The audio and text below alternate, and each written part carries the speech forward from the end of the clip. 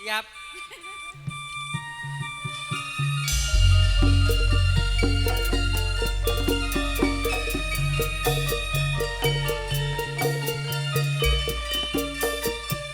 Mas Ustad ngapunten ya.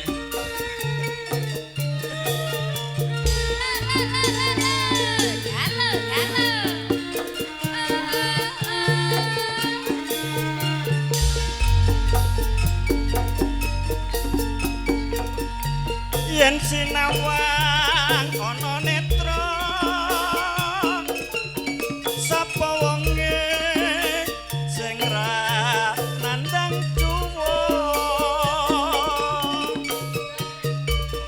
janur kuning lengkong-lengkong sapa wonge sing ra nandang uyung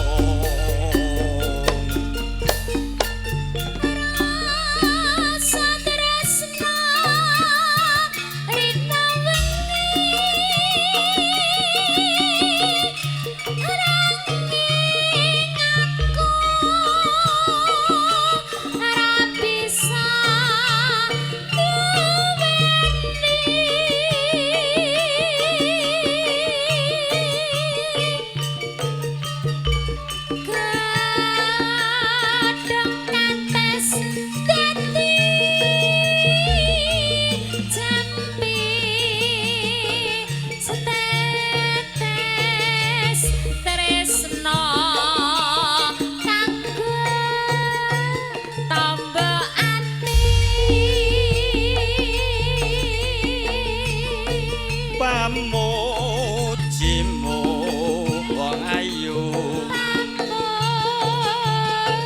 pamujiku wong bagus moga sliramu ora bakal lali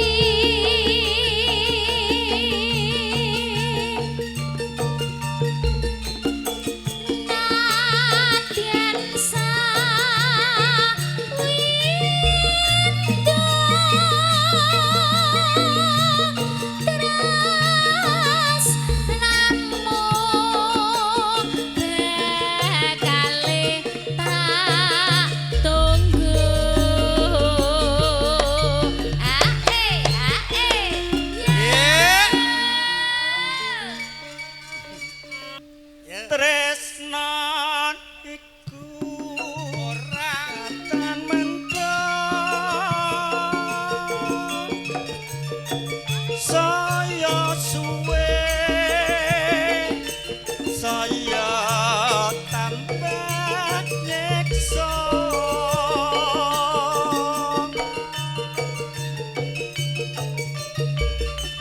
paton kowe rambanding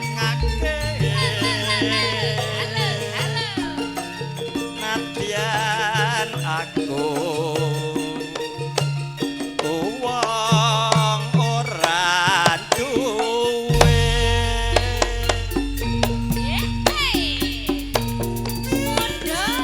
Katur Mas Budi Optip Wijaya wonten ing Gontang Kalimantan wilujeng midhangetaken monggo Mas Budi datan kantun Mas Anas ugi Mas Dianto wonten pondok datan kantun Pak Jumaen wonten Polontas Sragen ugi Bunita monggo Pak yen sinawang ana netra sapa wonge sing ra nandang tuwa janur kuno ing langkung-langkung sapa wonge sing ra nandang uyung rasa tresna rina wengi nanging aku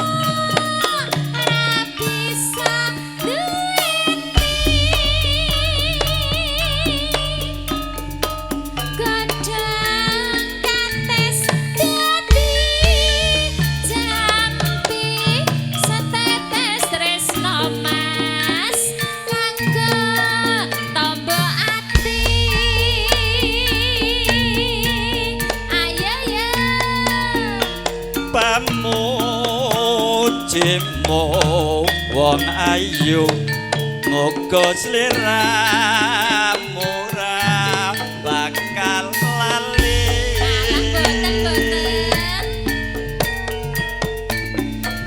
nadyan sewintu tresnamu bakal tak tunggu tresno iki ora mendung sayang suwe sayang tambah nyiksa ya yo waton kowe remban inggih nadyan aku uang ora duwe gunging panuwun Eh, nggih Pak Heru ngapunten Pak Tomo Pak. pun Majeng mriko, Mbak. Ton-ton ora kepas gondrong. Yo. Tomo. Wonten telepon Bapak Giyono Gayor wonten Rata Tanggan ingkang baken gayeng regeng tur wilujeng.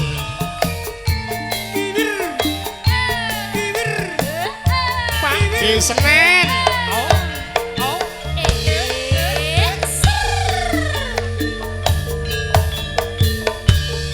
Nangis sajroning atiku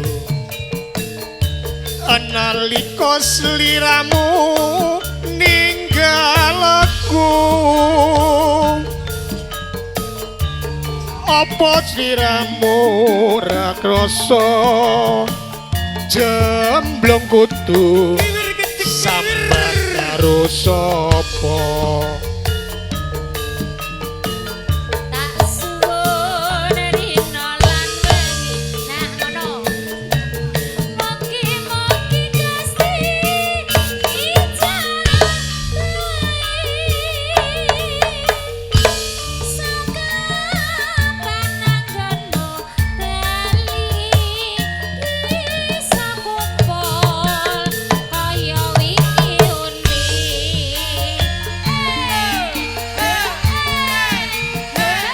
apike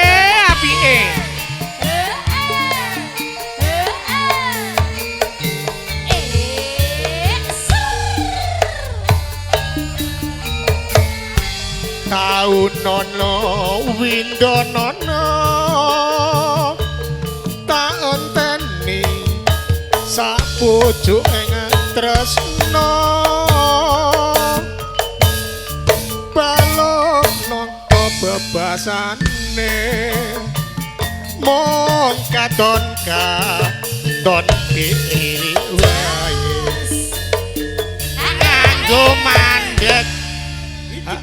Hari Pak Digayor aku anggere nek penyanyi riri katon-katonan wae. Oh iya. Lah iya no wong kaya ngono ayune. Kok Pak Digayor kok nyanyi ya? Pak Digayor nyanyi. Jemblung kowe anggere teko nggonku, aku nyanyi blung ora jara kawel wah jan. Wasise Gayor aku ngono lho. Persiapan lho Pak Gayor. Persiapan Pak Digayor. Ojo lali. Oh, Paweling. Jan. Oke mantangas. Janji-janjimu. Lah iki bocahe. Aku kan setia satu anteng nganti saelingmu. Ya, ya. Muda tomo. Jengket Pak Digayor mangga.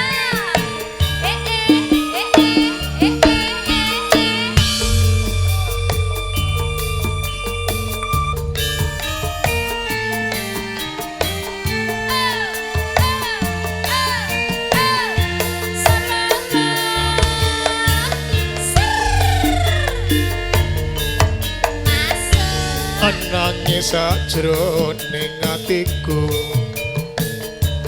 nalika sliramu ninggal aku apa sliramu ora krasa jemblong kudu sambat karo sapa Tak suwun rino lan bengi apa iya Mugi-mugi Gusti dijabahi Saged pananggonmu kali engkongko kumpul kaya wingi uni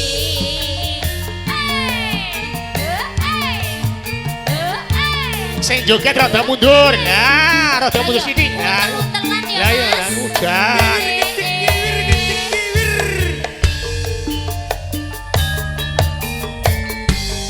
taunono windonono tak enteni sak pucuking tresno balung nangka bebasane mung katon katon iki wae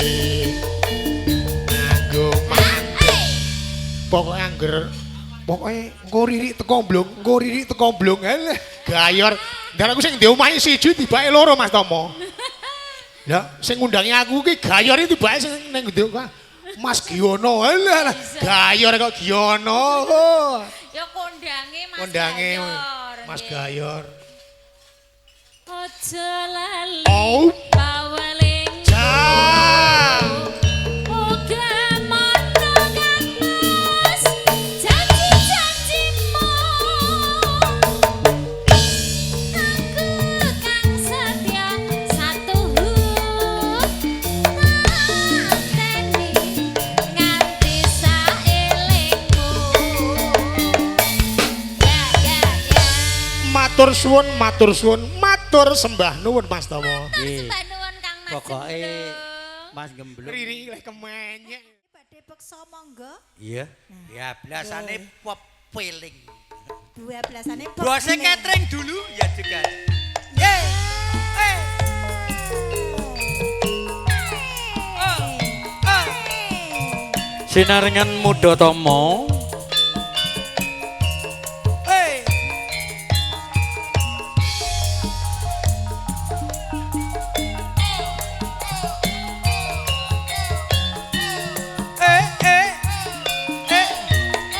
Kiwir kicik. Waso Pakde Tama. selendang sutra kuning Tandha mata sing tak wenehake nalika pepisahan kowe janji orang lalekake lho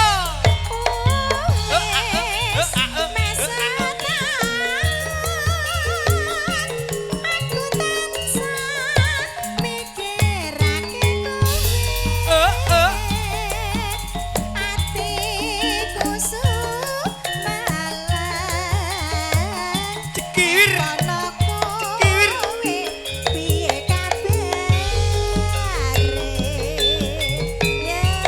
yen eling kowe aku nyanding selendang sutra kuning wong sing tak puji muga slira murah kali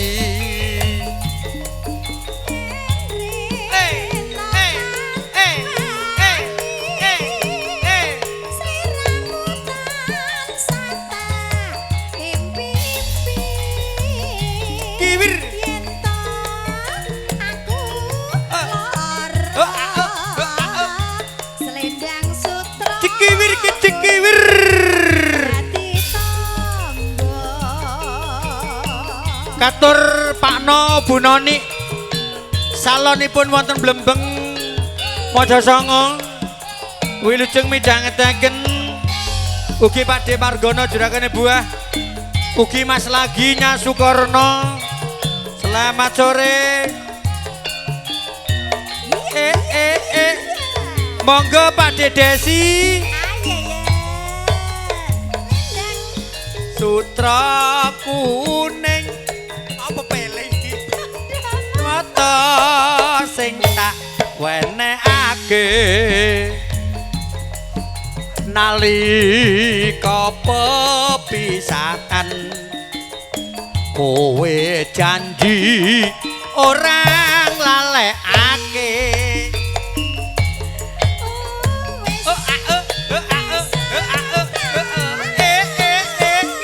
hiji kiwir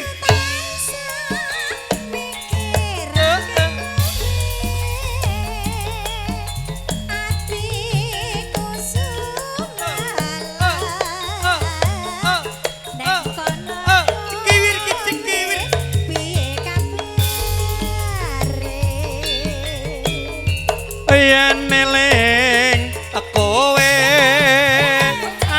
aku nyanding selendang sutra kuning wong sing tak puji muga sliramu enggal bali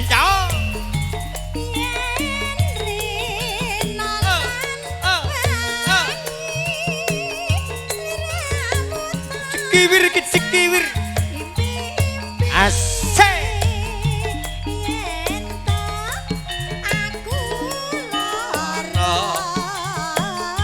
selendang sutra kuning dan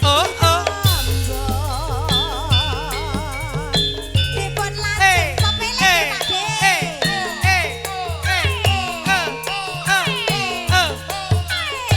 muda tomo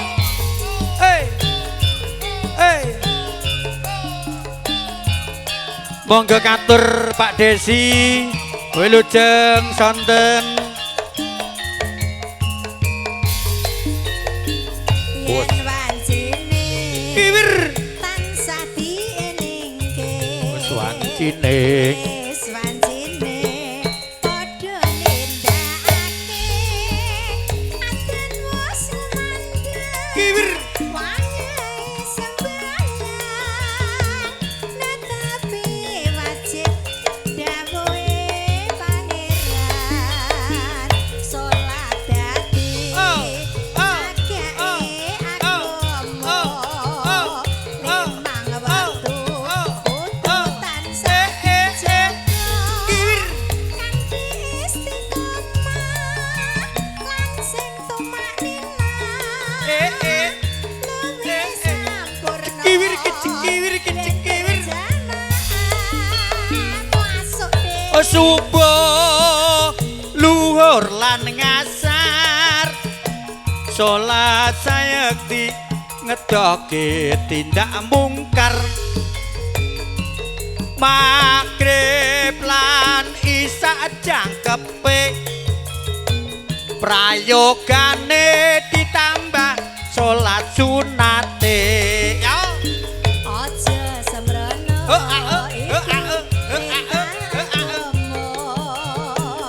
ngelingana kiwir dunya mung sedhela sabar lan tawakal kiwir pasrah sing kuwasa yen kepengin besok munggah swarga sampun Pakde pun nggih Pakde pun arep dereng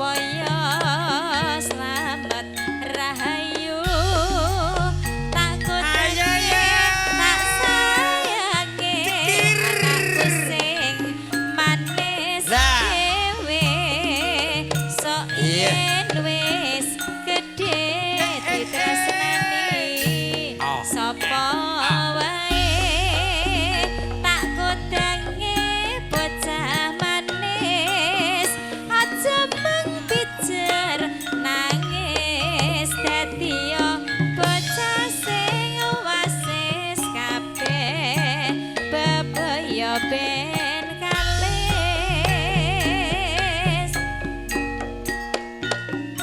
nes gones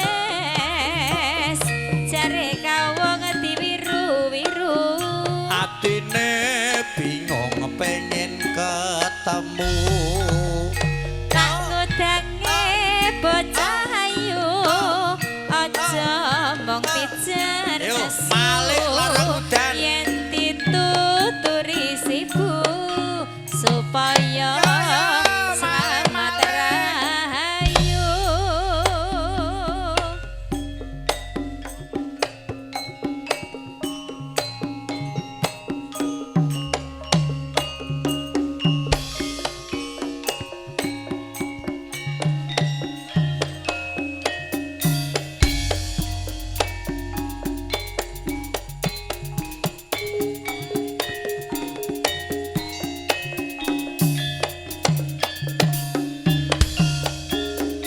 ya ya ya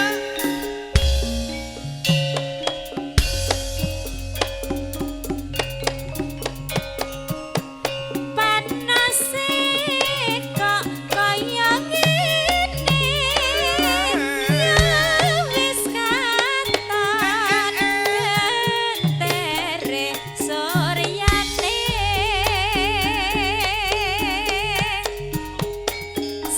sarinane sawangine mong rasake panase kaya ngene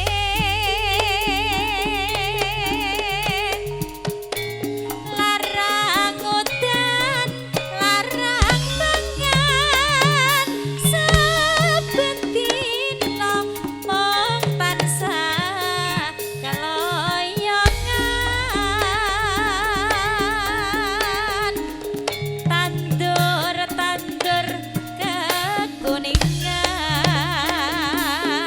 lemah sawah sing padha kekeringan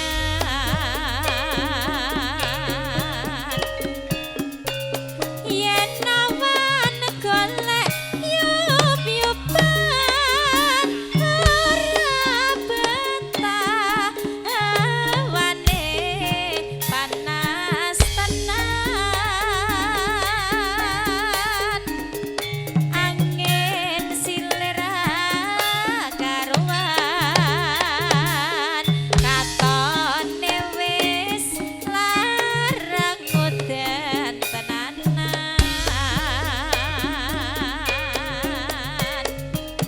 yen awan golek yup-yupan ora betah hawane panas tenan angin silir karuan katone wis larang udan temenan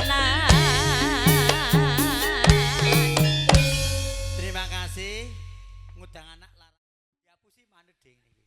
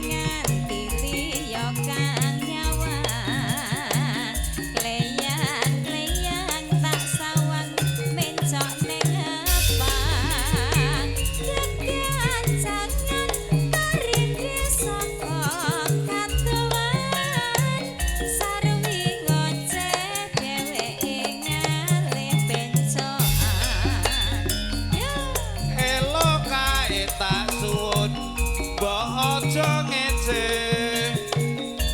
podang kuning agawe pikirku komeng seretiren tak sawang tambah manise ibu bunga yen lakon gandeng slirane Ora bakal atiku kekiwan liyan yen si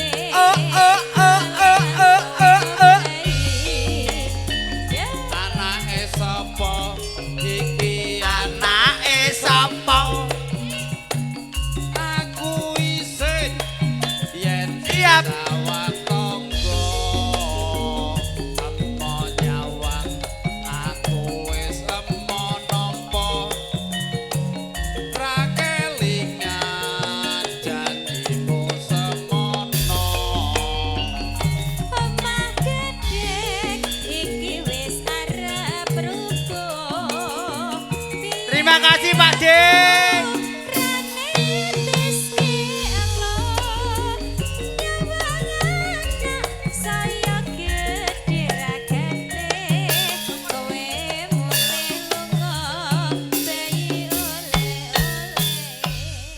Om Tri.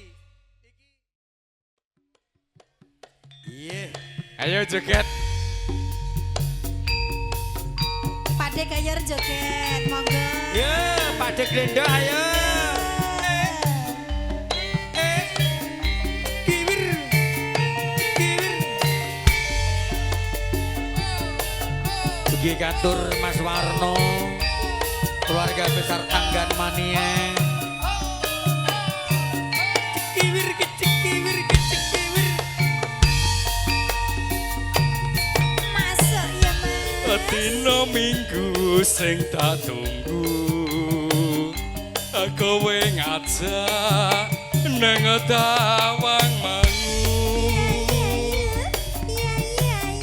nganti lingsir sengengene kono kene aku nunggu kowe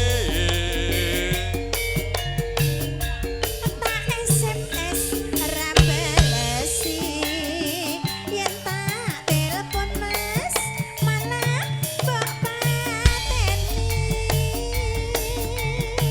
Manggil aku mangkel,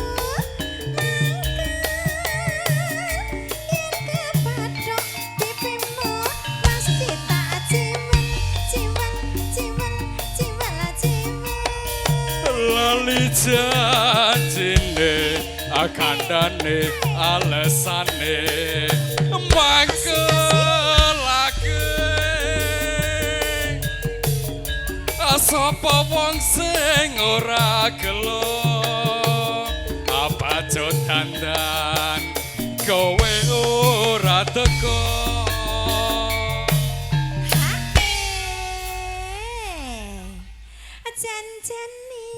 neng tanggan ora nanti-nanti Gelakatmu Mas saja kepriani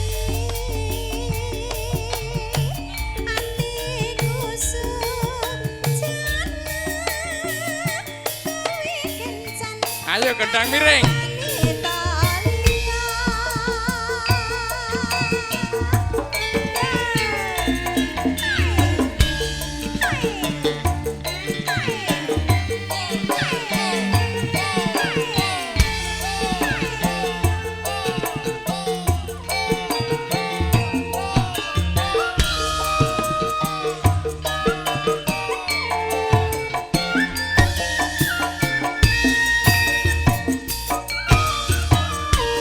dina minggu sing tak tunggu kowe ngajak nang tawang mangu ngati lingsir sengengene ana kene aku nunggu kowe Tak SMS ra balesi yen tak telepon malah mbok pateni